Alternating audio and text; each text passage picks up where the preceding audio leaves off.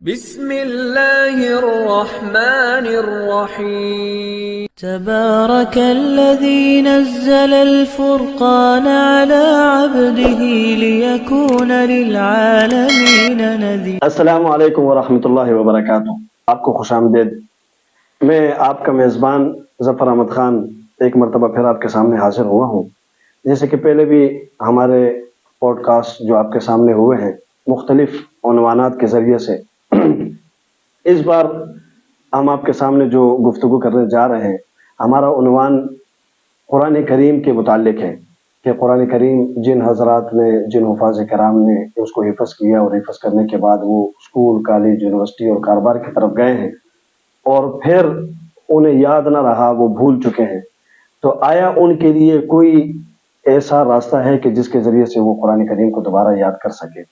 اس عنوان کو لے کر ہم نے جو آج مدعو کیا ہے، ہم نے دعوت دی ہے اپنے مہمان حضرت مولانا قاری ابو بکر حیات صاحب دامت فیوزہم العالیہ کو، جو انتہائی ایک معروف اور مشہور شخصیت ہے اور عالمی مقابلوں کی زینت بھی رہے ہیں اور آئندہ بھی انشاءاللہ قریب ایک عالمی مقابلے کی زینت بننے جا رہے ہیں۔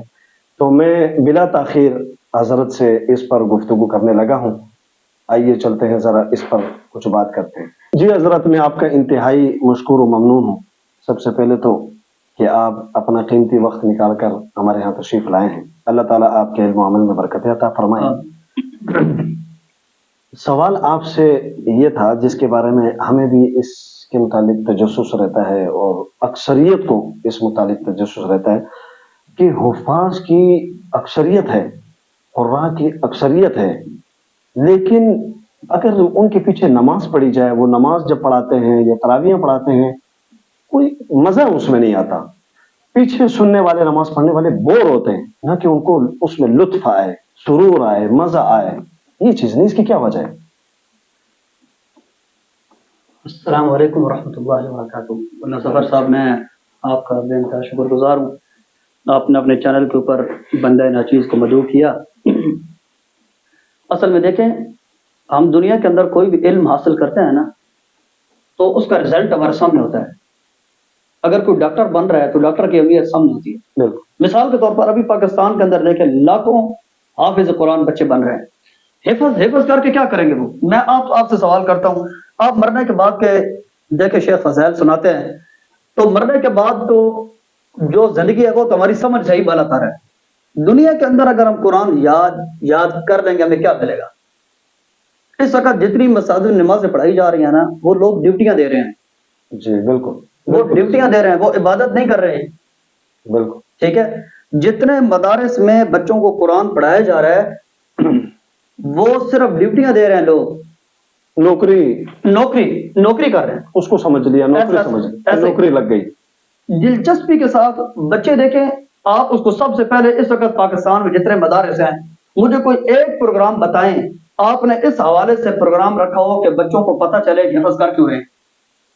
میرا چھوٹا سا بچہ ہے، اس کو کیا پتہ جنت کا، جہنم کا، قبر کا، مرنے کے بعد کا؟ وہ اگر حفظ کر رہا ہے تو وہ اپنے باپ کو خوش کرنے کے لیے کر رہا ہے۔ جی بالکل ٹھیک ہے، اب یہ باپ کی، استاد کی ذمہ داری ہے کہ ہم نے اس کو کس کے حوالے کیا ہوا ہے۔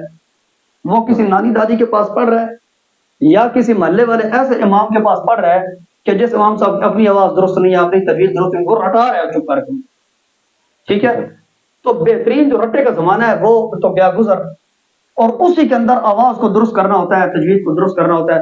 وہ والا جو سکا سارا زمانہ گزر جاتا ہے نا، تو آخر میں آنے والے دور کے اندر جتنی ہم محنت کر لیں کے اندر کوئی فرق نہیں پڑ سکتا۔ پر میں آپ کو ایک چھوٹی سی چیز بتاتا ہوں، سب سے مؤثر چیز ہے، سب سے مؤثر چیز، امام ہے تب، مدرس ہیں تب۔ جس بندے کو سننے کی عادت نہیں ہے نا، وہ تلاوتوں کو سنتا نہیں ہے۔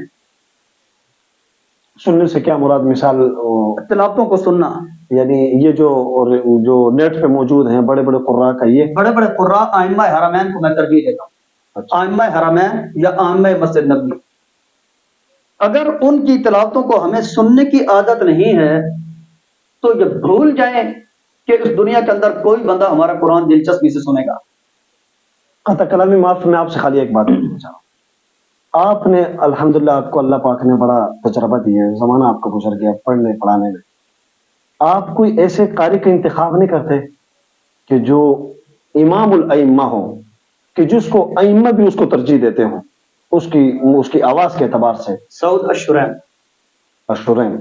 الشرین سعود الشرین کی جو آواز ہے ان کو کاپی کرنا انتہائی آسان ہوتا ہے.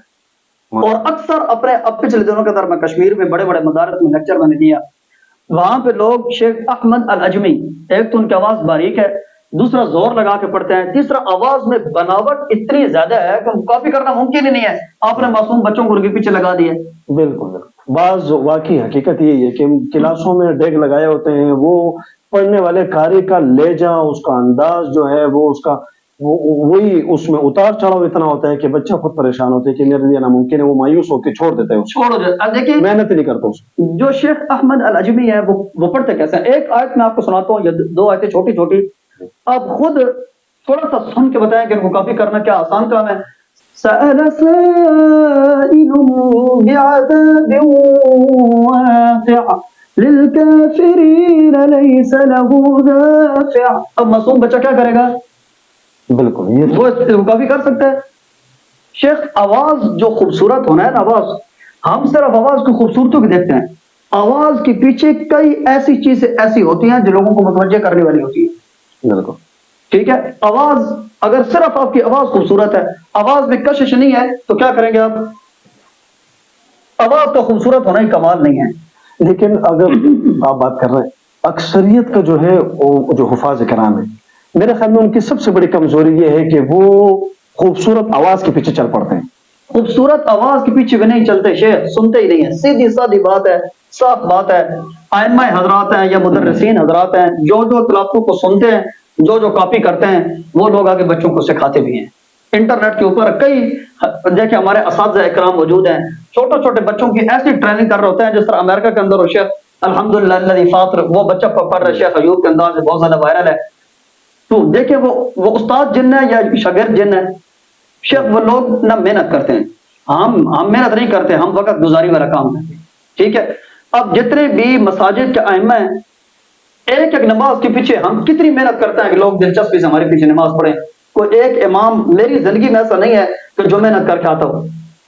بالکل حقیقت ہے صحیح. ائمہ حرمین میں آپ کو بتا سکتا ہوں, ائمہ حرمین میں وہ حرم میں لوگ نماز پڑھا رہے ہیں, لیکن ایک ایک نماز کے پیچھے کتنی تیاری کر کے آتے ہیں, یہ ان کے ساتھ رہنے والے لوگوں سے میں نے پوچھا ہے. یعنی وہ مشق بھی کرتے ہیں, یہ نہیں کہ وہ آیات یاد کر کے آتے ہیں, پریکٹس کرتے ہیں. قرآن تو ان کو یاد ہوتا ہے لیکن اس کی وہ مشق کرتے ہیں کہ بھائی اس کی میں نے ادائیگی کیسے کرنی ہے, اس کو میں نے کس آواز میں پڑھنا ہے, یہ چیزیں یعنی اس چیز کو وہ اہمیت دیتے ہیں جو ہمارے ہاں نہیں. ایسا ہی ہمارے یہاں اس کی جو ہے نا اوقات سالی ہے. بالکل ایسا ہی ہے. تو اب شیخ بات نا میری بہت دور نکل گئی. میرے آپ سے چند ایک سوالات ہیں. حفظ کے مدارس کے اندر قرآن حفظ کرنے کے ساتھ ساتھ ہم بچوں کو کیا بتاتے ہیں کہ آپ حفظ کیوں کر رہے ہیں؟ اس کے اوپر کبھی لیکچر دیا ہم نے؟ مرنے کے بعد آپ سیڑھیاں چڑھو گے اور چڑھتے جاؤ گے, بچے کہتے ہیں چلے ٹھیک ہے حفظ تو کر لیا نا, سیڑھیاں تو چڑھ گئے ہیں, بس اب پھر دنیا کا کوئی ایسا کام کر لیں تاکہ دنیا میں تھوڑا سا ٹائم گزارنا ہے ہم. بالکل ٹھیک ہے, ہم نے ان کو حفظ تو کروا دی, اہمیت کا نہیں بتایا.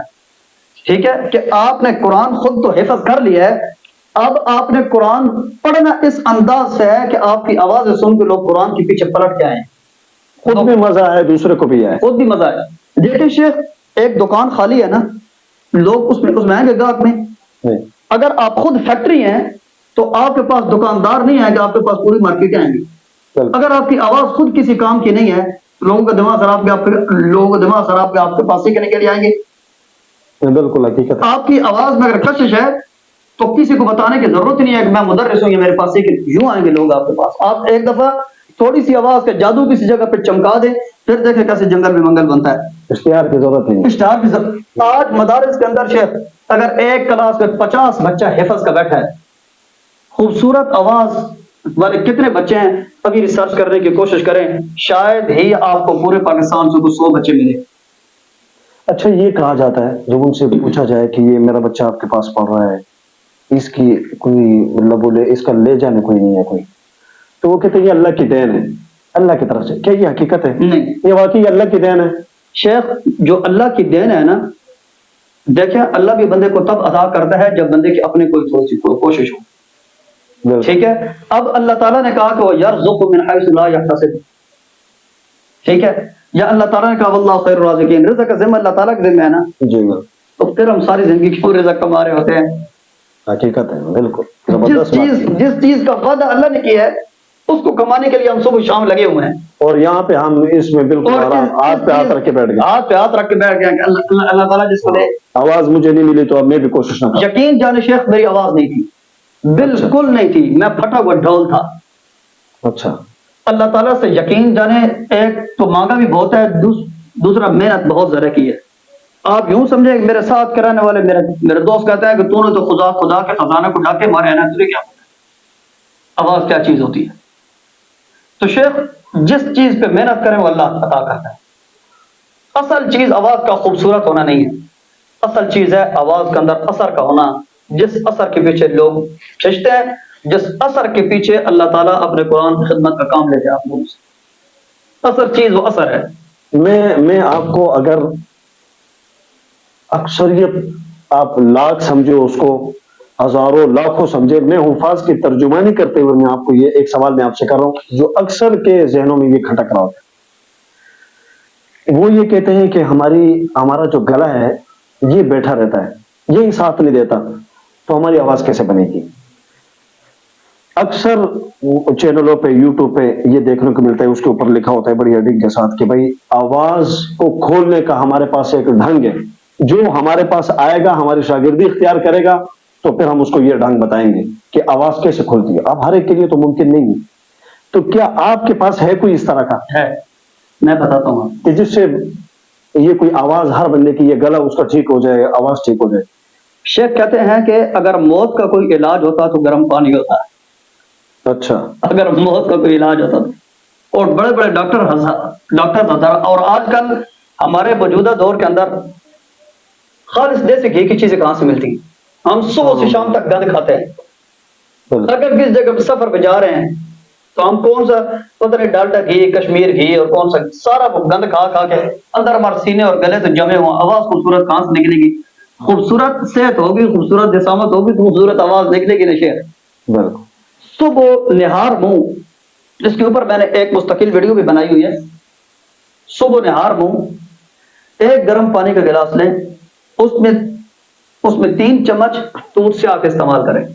دودھ سیاہ، اچھا۔ اور اگر آؤٹ آف کنٹری سے میرے کو ویڈیو دیکھ رہا ہے، وہاں اگر دودھ سیاہ میسر نہیں ہے تو شہد کا استعمال کریں۔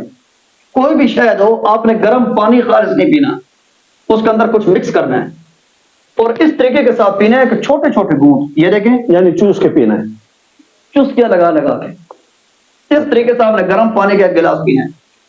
اچھا، نہار منہ، صبح نہار منہ 2 کام کرنے ہیں۔ ایک تو صبح نہار منہ آپ نے اس طریقے سے گرم پانی پینا ہے، اور 1 ہفتے کے بعد آپ کی ویڈیو کو کمنٹ کے نیچے ذرا لکھ کے بتا دیں کہ آواز میں فرق آیا یا نہیں آیا، گلا خود بتائے گا کہ میں ٹھیک ہو گیا ہوں۔ ایک بات۔ نمبر دوسری بات یہ کہ شیخ آپ اپنی آواز کو درست کرنے کے لیے ساری زندگی محنت کرتے رہنا، ساری زندگی آپ کی آواز درست نہیں ہونی، یہ بات لکھ لیں میری۔ اچھا، آواز کو درست کرنے کے لیے کسی کو کاپی کرنا بہت ضروری ہے، جی ٹھیک ہے؟ آپ ادھر سے چل پڑے ہیں گاڑی لے کے، آپ کو کوئی پتہ نہیں کدھر جانا ہے، آپ کبھی بھی اپنی منزل تک نہیں پہنچیں گے۔ رہنمائی فرض ہے، رہنمائی فرض ہے۔ آپ کے سامنے جب کوئی قاری ہوگا، آپ کو پتا ہوگا کہ میں نے بننا کیا ہے، میں آواز درست کرنے کے پیچھے لگا ہوں کہ میں نے آواز بنانی کس کی طرح ہے۔ اس بندے کو روزانہ آپ نے 15 منٹ سننا ہے اور کم از کم آدھا گھنٹہ تنہائی کے اندر کمرے کے اندر پریکٹس کرنی ہے۔ 1 گلاس گرم پانی، 15 منٹ آپ سنیں، آدھا گھنٹہ آپ ڈیلی کی بنیاد پر اس قاری کی نقل لگانے کی کوشش کریں۔ میں قسم اٹھا کے کہتا ہوں 1 مہینے میں آپ کے ماحول میں آپ جیسا پڑھنے والا کوئی نہیں ہوگا۔ ماشاء اللہ آپ کو خیر دے، اللہ تعالیٰ آپ کے علم و عمل میں برکت عطا فرمائے۔ آپ یقین کریں کہ آپ نے آپ زر سے لکھنے کے قابل کی جو آپ نے جو ایک باتیں بتائی ہیں، اس کو آپ زر سے لکھا جائے۔ جتنی قیمتی باتیں آپ نے بتائی ہیں، اللہ تعالیٰ آپ کو جو ہے شاد و آباد رکھے، دنیا اور آخرت کے اعتبار سے۔ آمین۔